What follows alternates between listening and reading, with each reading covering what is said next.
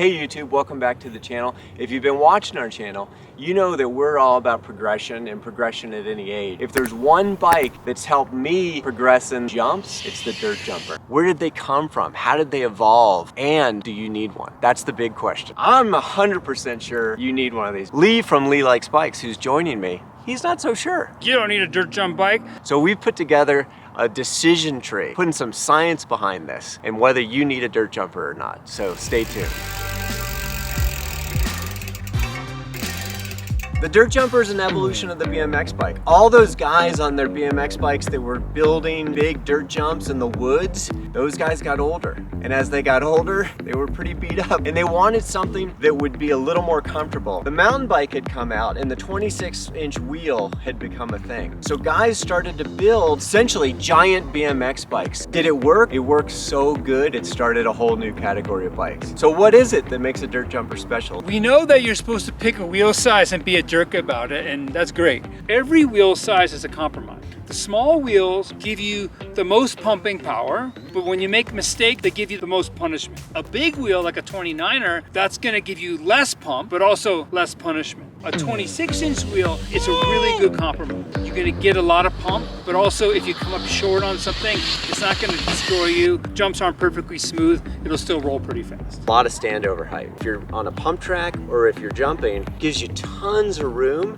that you'd start to get used to, and then guess what happens? You carry over that movement that you've developed here onto your trail bike. Your mountain bike has basically two levers. There's a lever that goes from your bottom bracket to your hands and a lever that goes from the bottom bracket to the rear hub. The bigger the leverage ratio, the more force goes into the rear wheel when you pull the bar. My trail bike, that leverage ratio is about 1.75 to 1. On this bike, that ratio is about 2 to 1. So what that means is when I'm pumping or jumping or hopping, my dirt jump bike will give me about 15% more power. I'm always like, you don't need a dirt jump bike. I just rode this track on my dirt jump bike and I rode it on this. This kind of sucks. Have you ever been on a trail ride with somebody who's just pulling away from you and they're not even pedaling? That's pump power. Because Dirt Jumpers developed from BMX, they're single speeds. It's awesome because there's nothing to think about. The other thing you'll notice is that the front cog's really small. The reason why it's small is sometimes you'll 50-50 a jump, and that's when you come down on a jump with one wheel on one side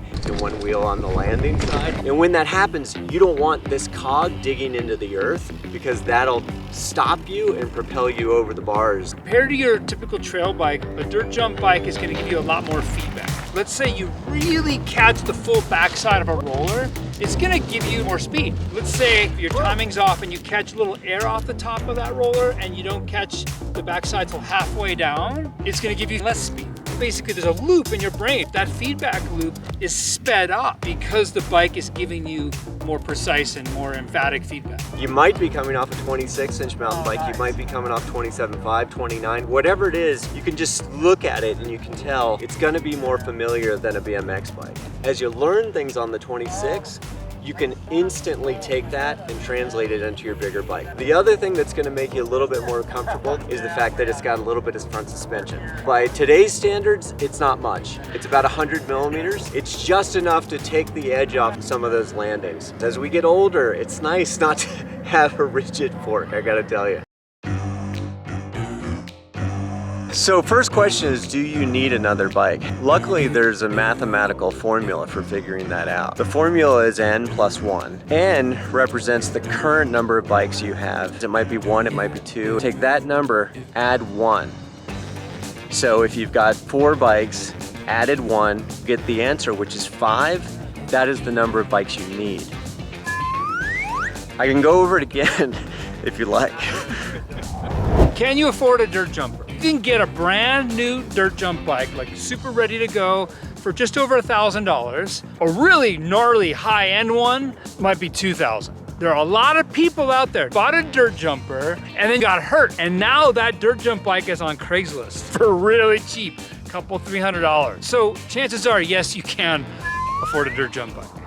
A pump track is defined as a continuous loop of rollers and berms that can be ridden without pedaling. If you have a pump track near you, strongly consider the purchase of a dirt jump bike. If you have a paved Velo Solutions pump track near you, hit pause right now, go get a dirt jump bike, take it to the track, beat yourself up, and then once you've had a recovery smoothie, finish watching this video. Do you have dirt jumps near you? It's a beautiful set of dirt jumps. If you have dirt jumps like that near you, it might just be irresistible. You're gonna learn so much. If you start jumping steeper jumps with steeper landings, you just get better. There's no two ways about it. Come springtime, when the bike park's open, you feel super confident and kind of super powered. If you're a lover of Lycra, you may not like the dirt jump scene. It's pretty much wear what you brung. Basically like, hey, I just got off work. So Carhartt, yes. Skinny jeans, yes. But they can be stretchy. No one has to know. Some flannel, but Pearl Izumi, not so much. One of the best things about dirt jumper, you're gonna wanna get a brain bucket. Yeah. Dirt jumps, you can get weird. It's not only okay, it's encouraged. And of course, the full face. What's the proper amount of gear to have on? Whatever makes you feel comfortable. On my second day in a small pump track, I tucked a wheel and my head hit the ground so hard. I drove to the nearest bike shop, I purchased a full face helmet, and then I came back and started riding again.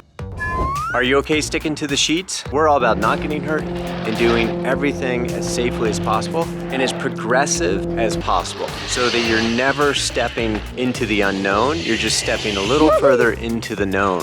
If you're okay with sticking to the sheets, answer yes. Next question, do you have a 26-inch hardtail? Dig that out, dust that off, and put some faster rolling tires on it. And I think you might have a pretty good option. See if you like it, and if you love it, then get a dirt jumper. Okay, next question. Do you have a BMX bike? And have you been riding it? If so, don't get a dirt jumper. But if it's like your son's bike or your daughter's bike and it's in the garage and you're thinking about riding that, get a dirt jumper. Way more forgiving. Would you recommend a BMX to somebody who has been all about mountain bike and wanting to get into dirt jumps? I don't think so, unless I grew up racing BMX, so it was in there somewhere. But I think if I was coming down from mountain bike, maybe wanted just to be able to bounce back and forth, I think that the dirt jumper is the way to go. But I think the BMX is the ultimate tool in a way. Yeah, you can't help talk up the BMX. Yeah. Okay, I've ridden all these tracks on every bike. Oh, hey!